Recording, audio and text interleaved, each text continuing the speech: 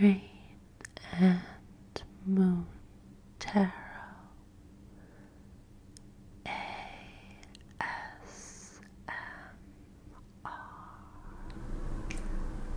Hello there, welcome or welcome back to my channel. Here we do ASMR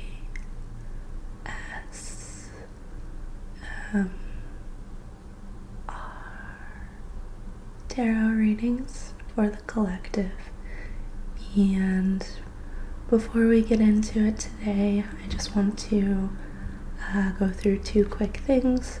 One is that it seems to be a really busy day outside today. So if you're hearing any background noise, I do deeply apologize. There are some kids playing outside and I don't know why, but it feels like more cars are going by than usual. Anyway, this is the time I had to film, so your understanding and grace would be gratefully accepted.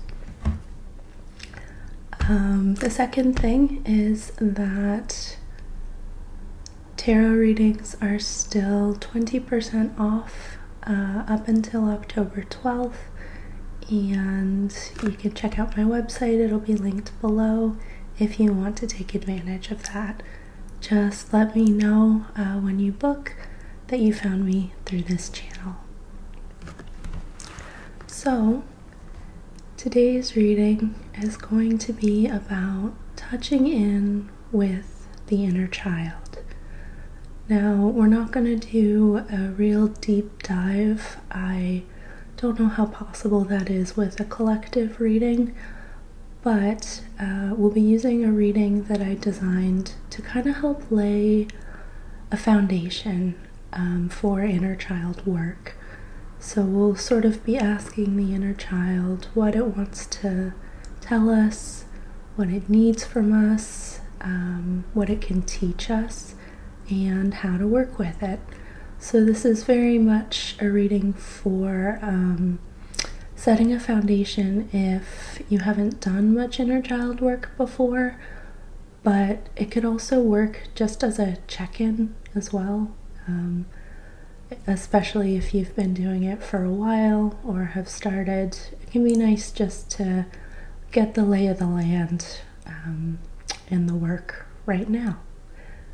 So we'll be using the Gentle Tarot today.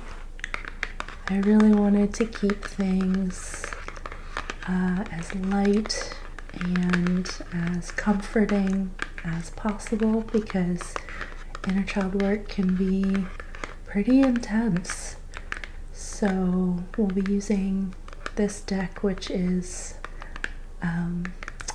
as you may have gathered from the name, and I think it was named well, this deck is incredibly gentle, but also it's not afraid to go places. Let's just put it that way. I'm also going to be lighting some incense, and we'll be doing protection incense today. I really want to set a cleansed, protective space for us as we do this reading, again because it can be pretty intense, and we also want our inner child to feel really safe as we do this work.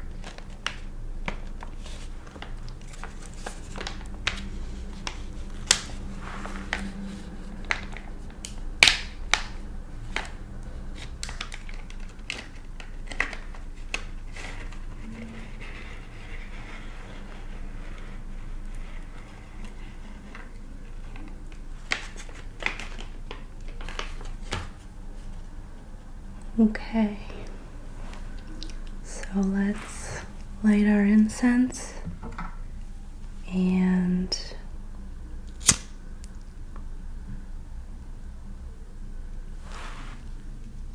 then we'll set our intention with a candle.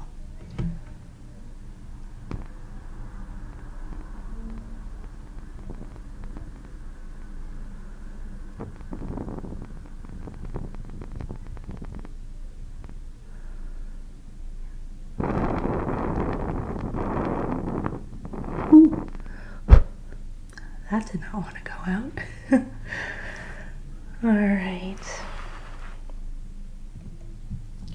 There we go. And I think I never remember to say this, but when I'm lighting incense, sending a candle intention, my intention is for that energy to reach you in some way or form. Don't ask me how that works exactly, but if you want to take just a moment to sort of sense into that energy of protection, and the other energy we're going to be bringing in is this happy home blessing candle. And I thought this would be the perfect candle to light today because tapping into that kind of energy can be really comforting and helpful, especially if, pardon me, still recovering just a little bit. This thing has been a monster. But yes, if your home wasn't necessarily the happiest as a child, bringing this kind of energy in can be helpful. Also, if it was, you can remember that happy home energy and carry it with you throughout this reading. So, I am going to use our matches to light this candle.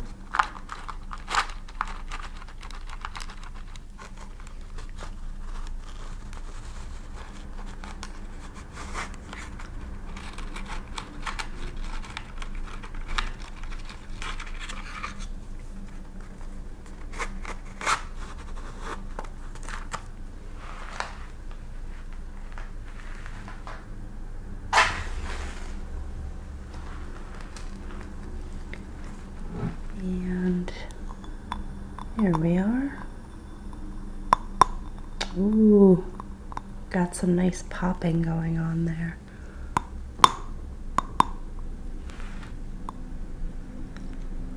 Do y'all love candle popping sounds? I adore them. Wow, got a good flame on this one too. Pardon me. Alright, so if you want to take a minute to get really comfortable wherever you are and to join me in putting a hand over the heart and closing down the eyes, we'll take a couple of nice deep breaths in and out.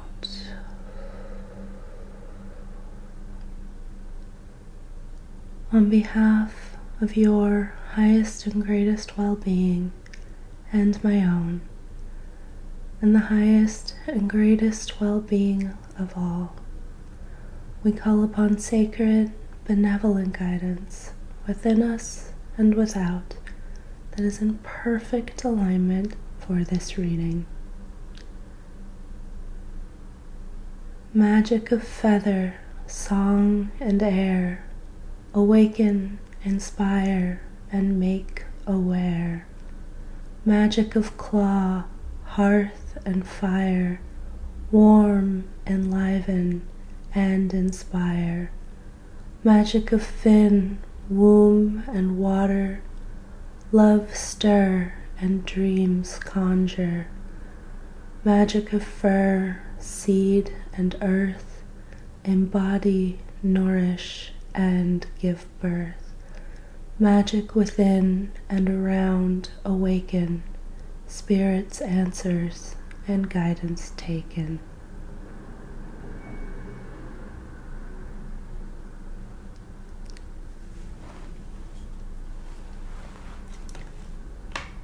Alright, now we can pull out our cards and we'll begin to shuffle.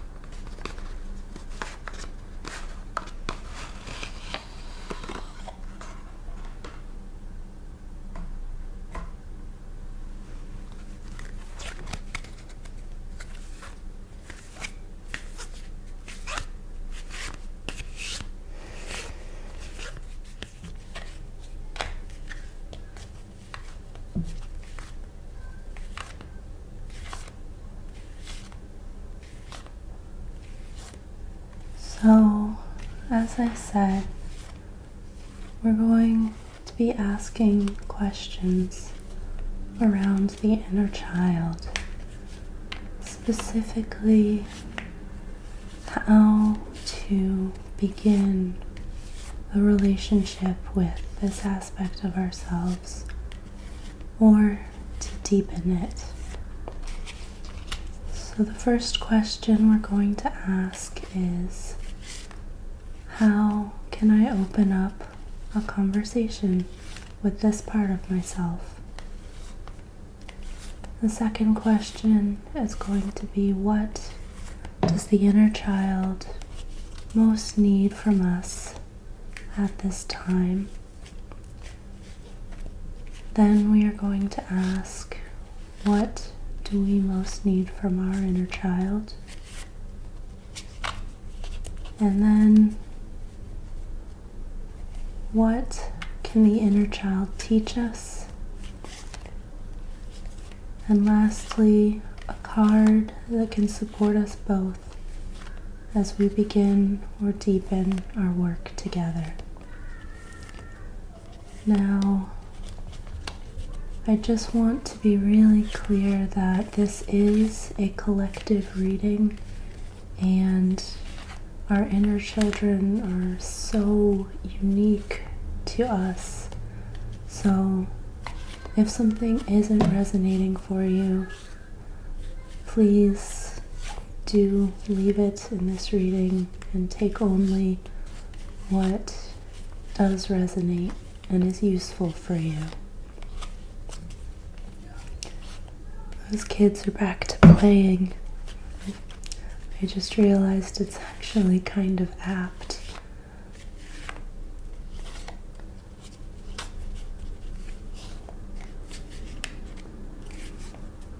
Okay. Card number 1. Card number 2. Card number 3, number 4, and number 5.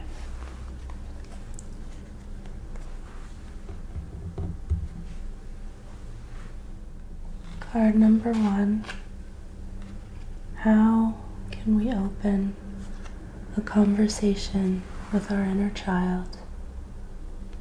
Is the 6 of Cups.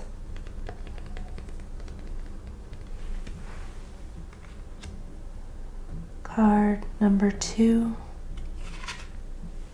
what does our inner child most want us to know at this time? Is the 6 of Pentacles. No, sorry. It's the Ace of Pentacles, or stones.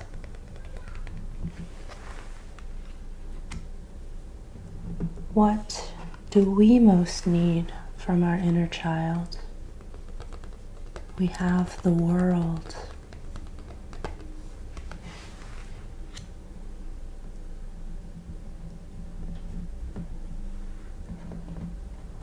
For what our inner child can teach us.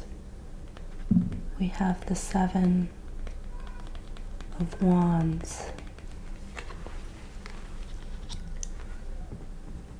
And lastly, a card that can support us both as we work together is the 2 of Wands.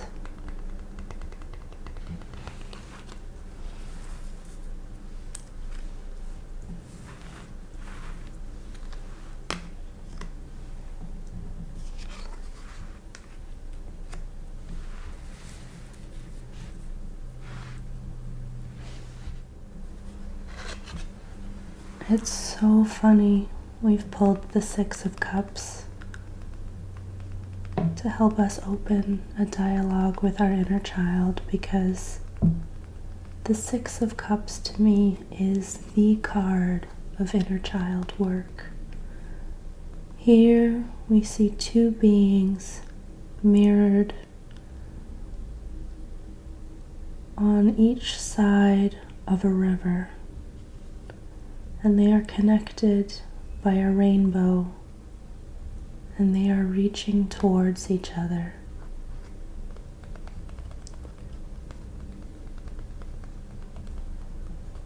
The 6 of Cups asks us to build a bridge between ourselves now and ourself in the past.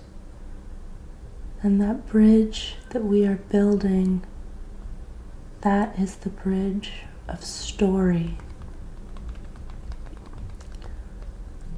There is a story that you have been telling probably for years and years about who you were.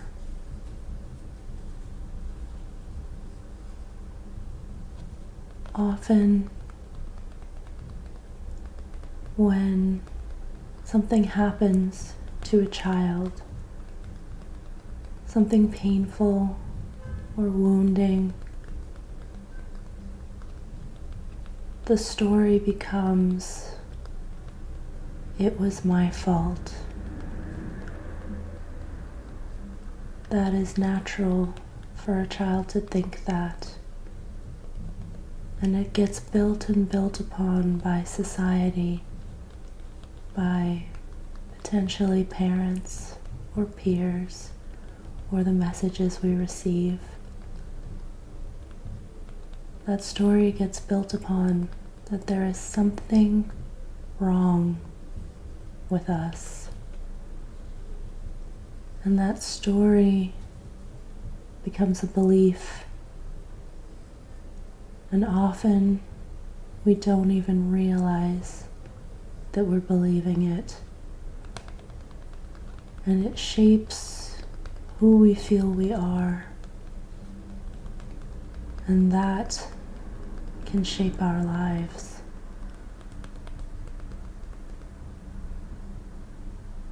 What is the story that you've been telling about your past?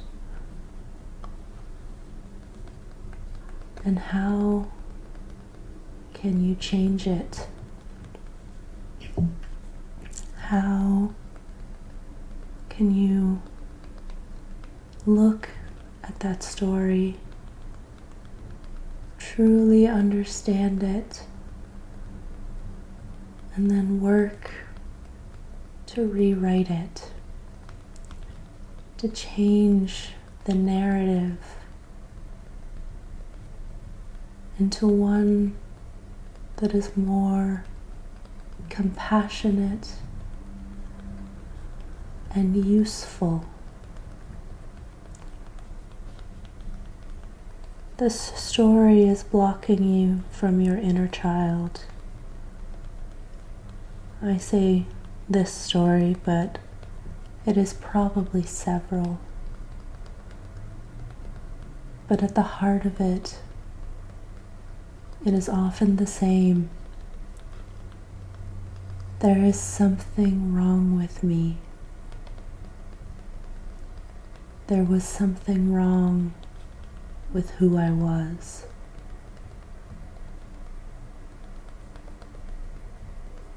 if you can change that story, even shift it just a little bit, you can open up a connection to your inner little one. They want to be seen and witnessed for who they truly are. And you can do that.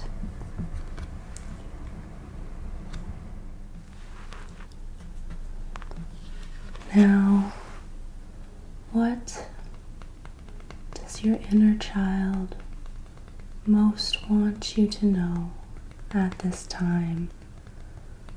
And we have the Ace of Stones. Your inner child wants you to know that in forming this connection, in opening this doorway, there is great potential for growth, soul level growth and healing. Your inner child, has a gift to offer you. This gift is the gift of who you are. It's the gift of knowing yourself more deeply and fully. It is the gift of feeling whole and home. There is great healing that can be done by working with your inner child. And all you need to do is say yes. Accept the gift.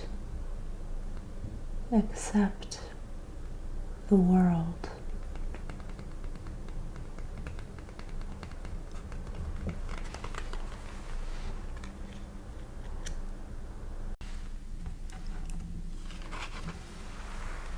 Now, what does your inner child most need from you at this time? And we have the gift of the world returned.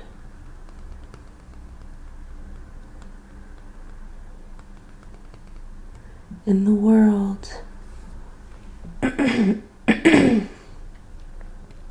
so sorry. In the world, we are breaking cycles. Cycles of trauma and oppression, generational cycles, ancestral cycles, ones that have been passed down from years and years and years.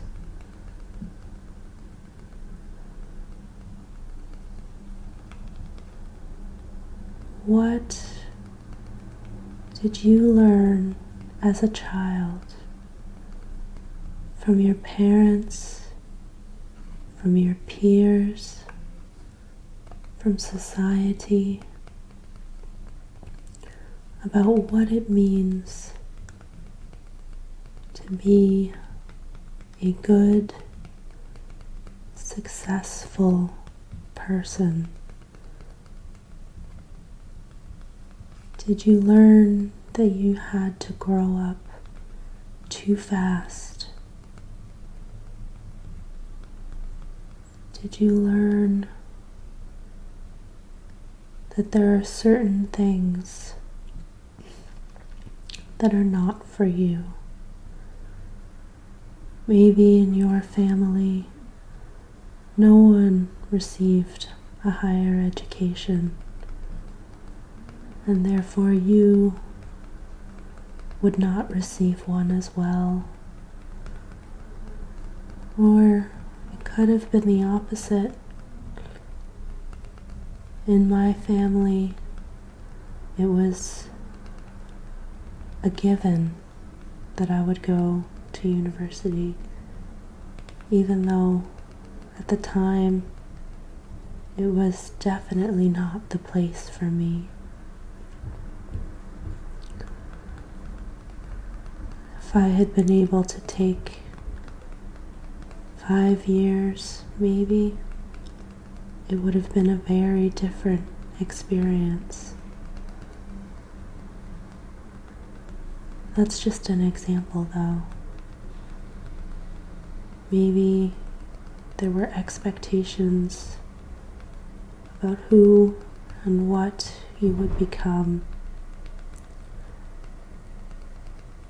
Maybe there were beliefs about what it meant to be a child, that you should be seen and not heard, that you should be always amenable and kind, or perhaps nice is the word that I want to say here. Maybe there were beliefs attached to gender that shaped who you became.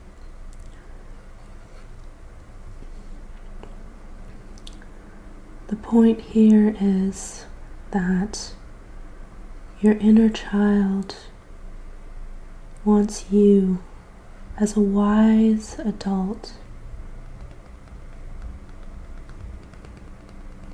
to end whatever cycles are keeping you from being your most whole and authentic self,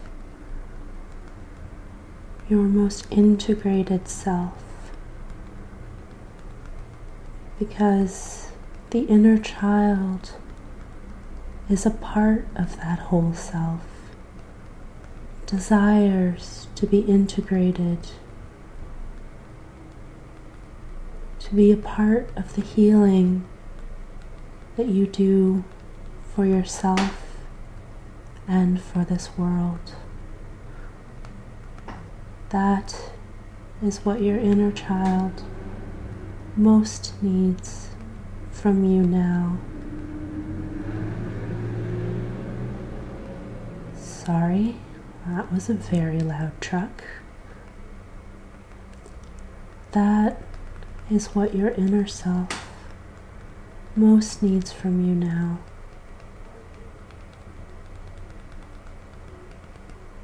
To simply be your wisest and most loving version of who you are. And in that, you will both find wholeness and healing.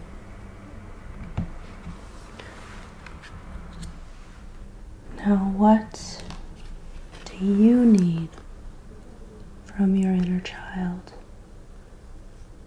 We have the 7 of Wands.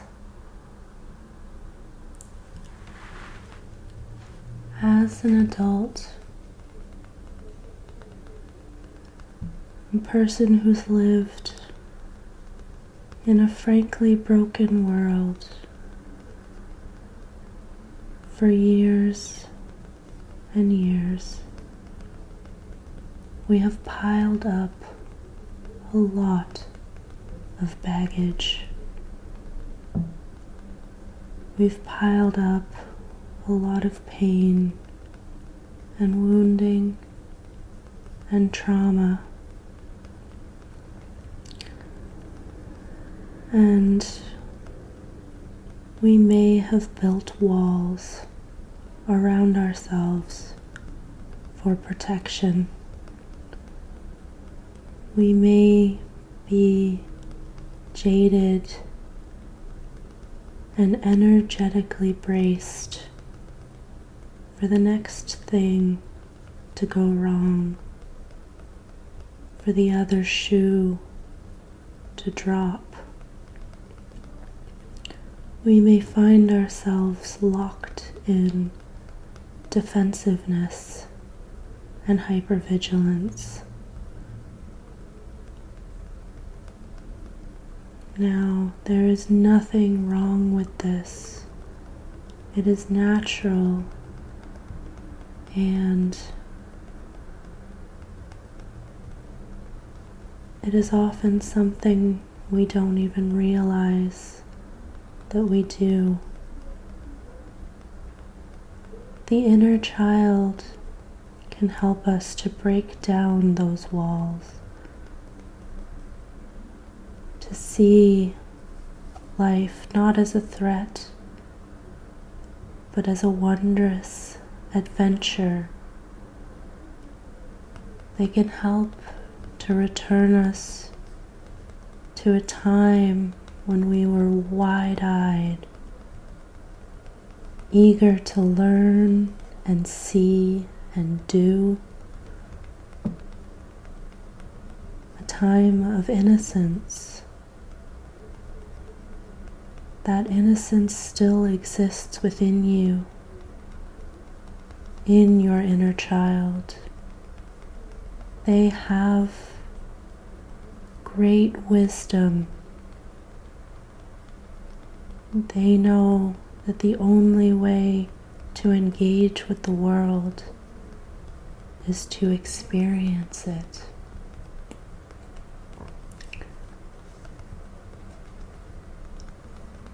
In doing work with them, we are not just healing their wounds. They can heal ours as well. They can show us how to follow the rainbow.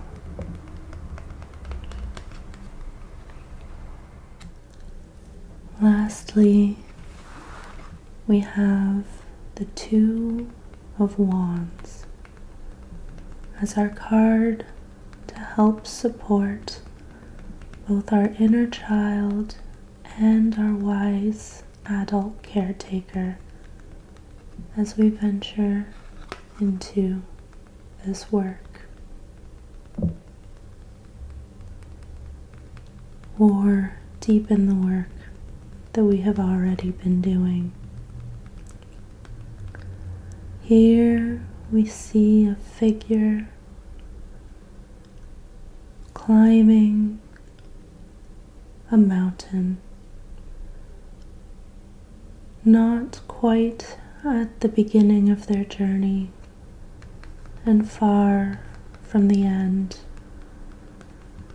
They are naked and hold only 2 bundles of flowers, 2 wands. This card is gently reminding you that you do not have to feel fully prepared in order to begin this journey. You only need yourself and your inner child. You may want to call upon support, especially if there is deep wounding and trauma. But the only thing you really need is you. And if you're waiting to feel completely ready, you may be waiting a while. You have metaphorical feet, and that is all you need to climb.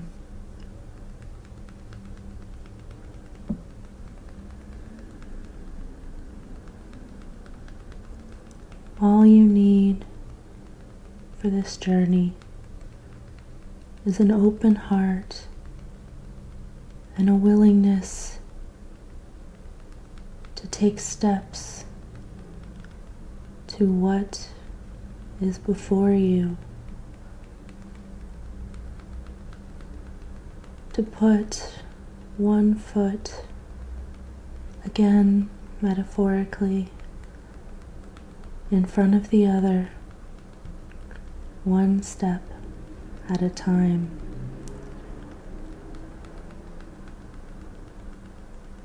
Let yourself be naked on this journey. Let yourself be vulnerable.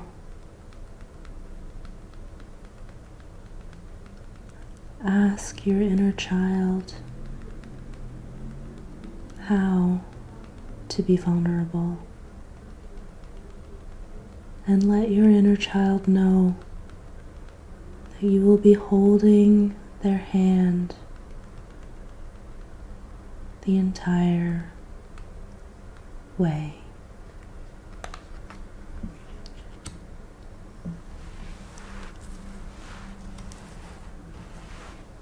All right, dear hearts,